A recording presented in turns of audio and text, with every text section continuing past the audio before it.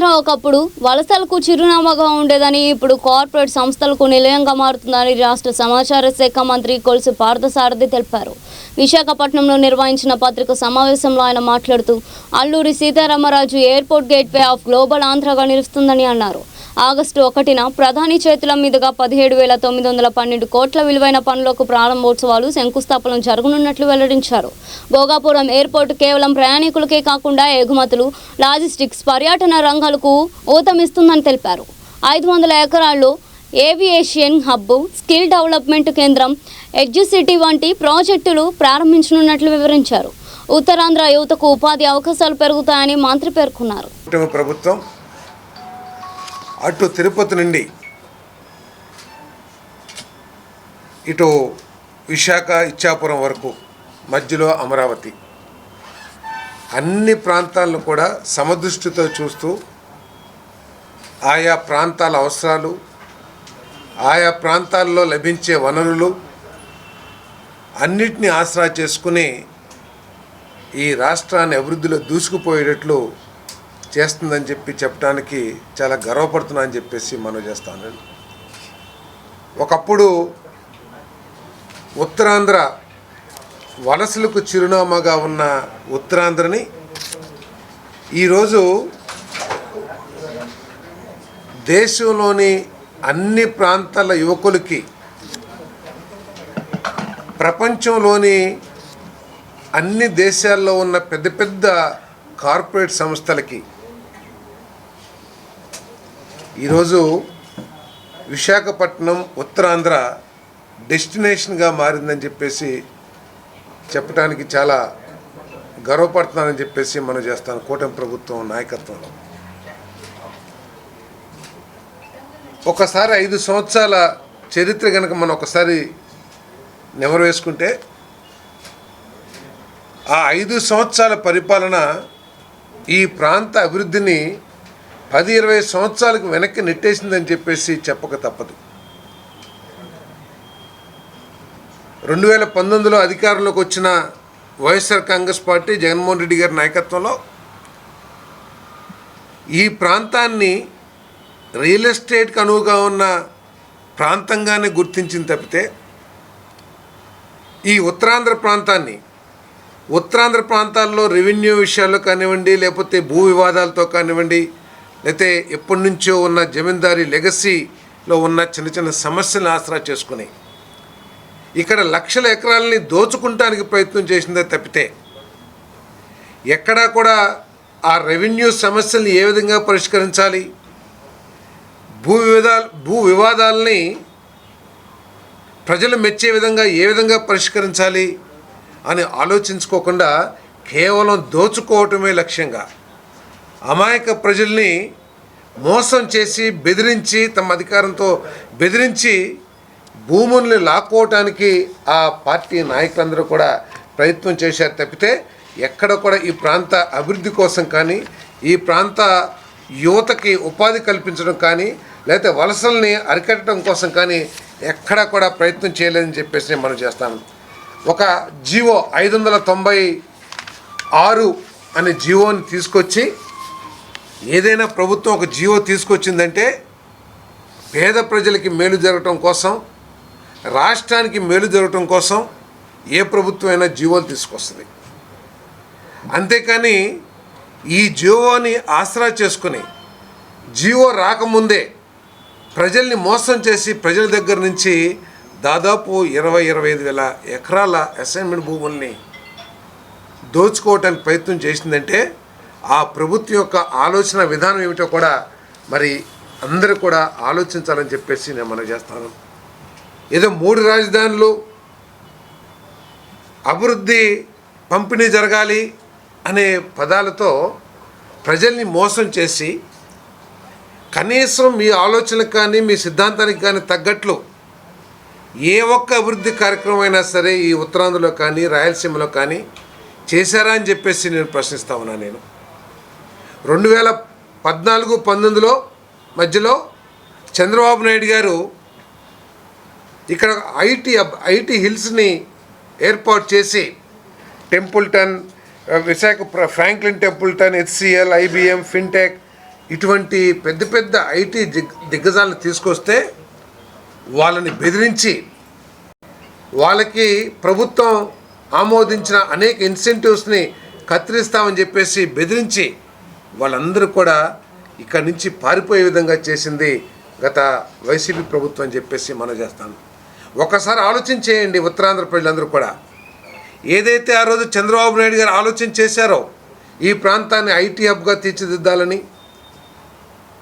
అదేవిధంగా IT SEZ సాధించి ఈ ప్రాంతాన్ని ఐటీ హబ్గా తీర్చిదిద్దానికి ప్రయత్నం చేసిన అదే కనుక కొనసాగినట్లయితే ఏ విధంగా ఈ ఉత్తరాంధ్ర ఆంధ్రప్రదేశ్కి ఒక గ్రోత్ ఇంజన్గా, ఆంధ్రప్రదేశ్కి అన్ని ప్రాంతాల అభివృద్ధి కోసం ఒక రెవెన్యూ సోర్స్గా మారేదో, ఏ విధంగా ఈ ప్రాంత ప్రజలకి ఉపాధి లభించేదో ఒకసారి ఆలోచించేయమని చెప్పేసి నేను మనవి చేస్తామని నేను. మరి ఈరోజు ముఖ్యమంత్రి గారు చంద్రబాబు నాయుడు గారు ముఖ్యమంత్రి అవగానే ఈ ప్రాంతాన్ని అభివృద్ధి చేయాలి,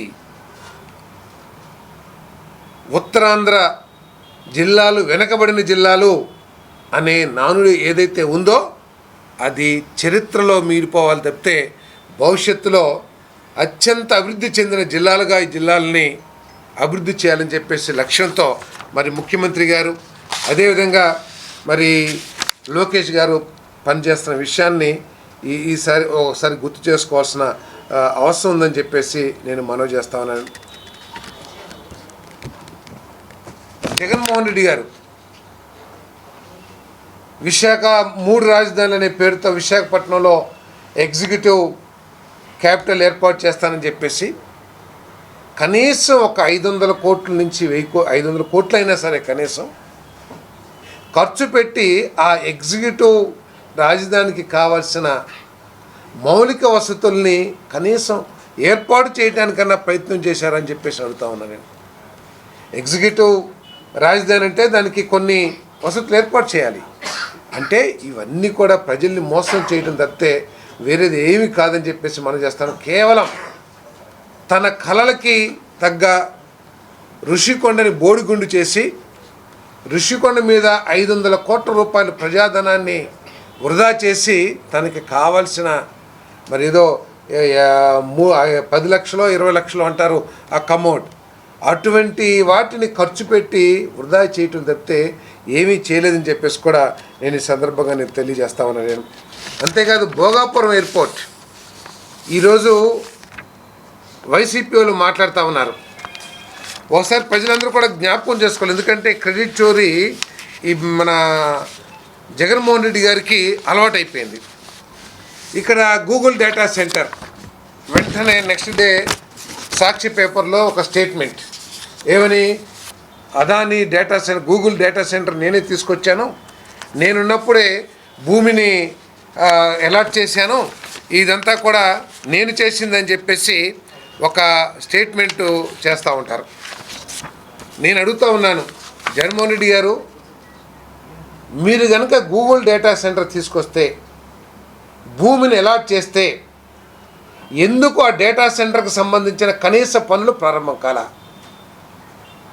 మీరు ఏదైతే చెబుతున్నారో మేము భూమి అలాట్ చేసామో, మేమే గూగుల్ డేటా సెంటర్ని అదాని డేటా సెంటర్ తీసుకొచ్చామని చెప్తున్నారో, అదే సమయంలో అదే అదాని కంపెనీ అదేవిధంగా మైక్రోసాఫ్ట్ ఇవన్నీ కూడా హైదరాబాదులో ఎందుకు డేటా సెంటర్లు నిర్మించినాయి, ఈ విశాఖపట్నంలో ఎందుకు ప్రారంభించలేదనే దానికి సమాధానం చెప్పాలని చెప్పేసి కూడా నేను అడుగుతా ఉన్నాను.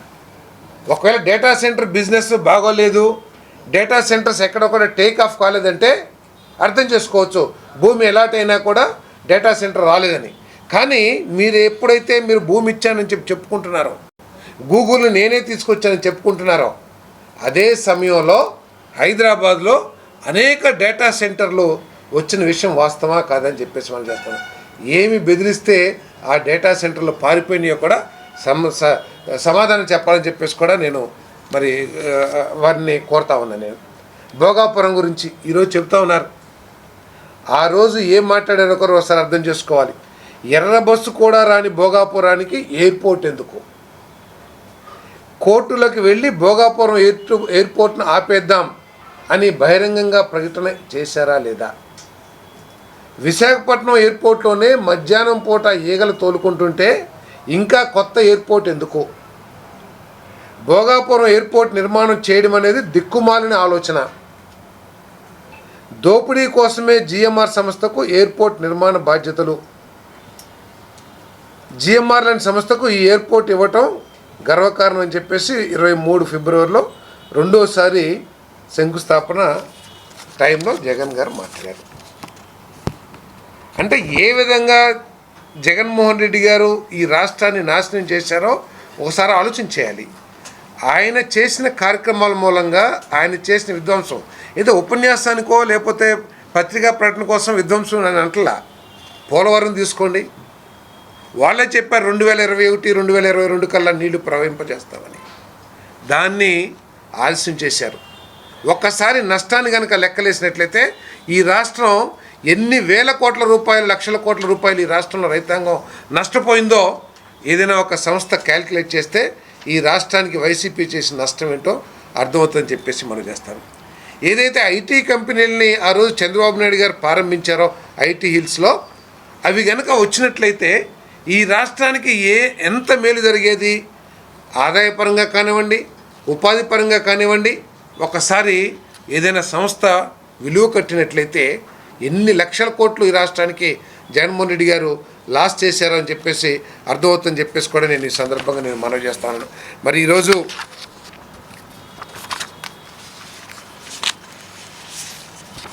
ఒకటో తారీఖున దేశంలోనే అత్యాధునిక గ్రీన్ఫీల్డ్ ఎయిర్పోర్ట్ని మన భోగాపురంలో స్టార్ట్ చేసుకోబోతున్నామని చెప్పేసి మీ అందరికీ సెవెన్గా మనం చేస్తాను. అత్యాధునిక గ్రీన్ఫీల్డ్ ఎందుకంటున్నానంటే లేటెస్ట్ ఎల్ఈఈడి స్టాండర్డ్స్ ఏదైతే ఉంటాయో ఆ స్టాండర్డ్స్ ప్రకారం ఈ ఎయిర్పోర్ట్ని నిర్మాణం చేయడం జరిగిందని చెప్పేసి మనం చేస్తాను. అదేవిధంగా ఈ కార్యక్రమాన్ని ఉత్తరాంధ్ర ప్రజలే కాకుండా రాష్ట్రం అంతా కూడా చాలా, మీరు కూడా చూసింటారు ఎయిర్పోర్ట్ ఎంత బ్రహ్మాండంగా ఉందో. దేశంలోనే నెంబర్ 1 అంటే ఈ స్థాయి ఎయిర్పోర్ట్స్లో, ఈ స్థాయి టౌన్స్లో నెంబర్ 1 ఎయిర్పోర్ట్గా తయారైంది. జిఎంఆర్ చాలా బ్రహ్మాండంగా నిర్మించిన విషయం మీకు తెలిసిందే. అంటే ఎయిర్పోర్ట్ చుట్టూతా కూడా అనేక, ఇందాక చెప్పాను నేను, మన ఏవియేషన్ హబ్ అక్కడ ఏర్పాటు చేయడం అవన్నీ కూడా వస్తున్నాయి. కాబట్టి ఈ కార్యక్రమాన్ని ఉత్తరాంధ్ర ప్రజలే కాదు రాష్ట్ర వ్యాప్తంగా అభివృద్ధిని కాంక్షించే ప్రతి ఒక్కరు కూడా ఈ కార్యక్రమాన్ని పెద్ద ఎత్తున విజయవంతం చేయాలని చెప్పేసి కూడా నేను మనవి చేస్తున్నాను.